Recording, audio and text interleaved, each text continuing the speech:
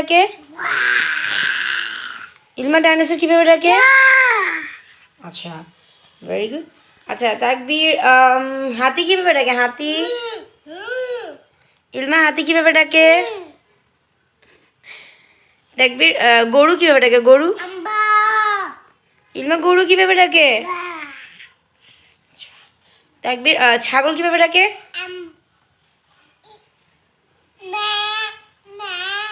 ইলমা ছাগল কিভাবে ডাকে?